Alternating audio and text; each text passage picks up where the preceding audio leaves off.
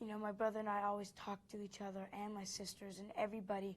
Whenever some new script comes in the house or some new role, it's always like on the family's mind for the day, and we all sort of talk about it and go through it, and it is a big help. It's our choice. Yeah. And we could always, I have the freedom to totally stop anytime I want and go to regular activities. You know, I'm not pressured to stay in the business. It's such a heartwarmer. I cried 3 times during the course of it. I don't believe you've ever cried in your life. Well, you know, it's a cruel and hard world being me, but I like to lie. It's completely true.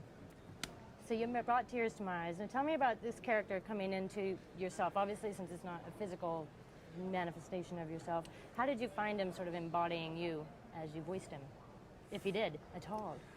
Yeah, you know, to tell you the truth, it's not quite like that. I mean, it's a very different experience from what I'm accustomed to. I mean, when I've done other films, that's really the idea, is to try and get into the character, maintain that character. Of course, with this process, you're working over, for me, it was 3 years.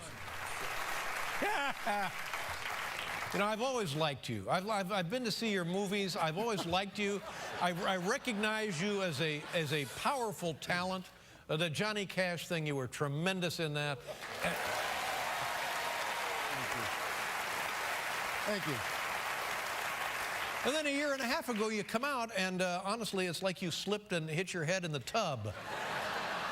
And I knew immediately when you sat down something ain't right, because if you're really the way you appeared to be, you don't go out.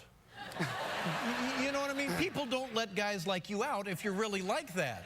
You don't go out. Right. Yeah. Unique script I'd read in a long time, filled with beautiful imagery, but very ambitious. I didn't really know what to make of it. In some respect, I had kind of a visceral reaction to the screenplay, which this great sense of warmth, and I felt that it was very relevant to our times, but I just didn't know whether it was possible to pull off. And then I saw the celebration and saw what Thomas did in that film, and felt that there wasn't really a false moment in that movie, particularly when it came to the acting, and it gave me great faith in him. And then I met him. He came down to the set of the film I was doing, Buffalo Soldiers, and we were across this lot from each other. He'd kind of arrived, and I was doing the scene. And I looked up and I looked across at him, and I just smiled, and I was filled with this warmth and this great feeling.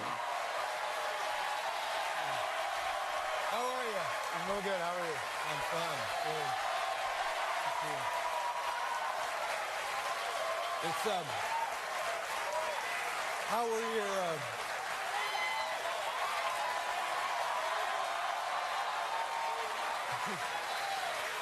first of all, you look good. You look like you've lost some weight. You look like you're in great shape. We'll get to that in a second. Happy Thanksgiving. What did you do for Thanksgiving? Tell us that. It's kind of embarrassing. I mean, it's not very exciting.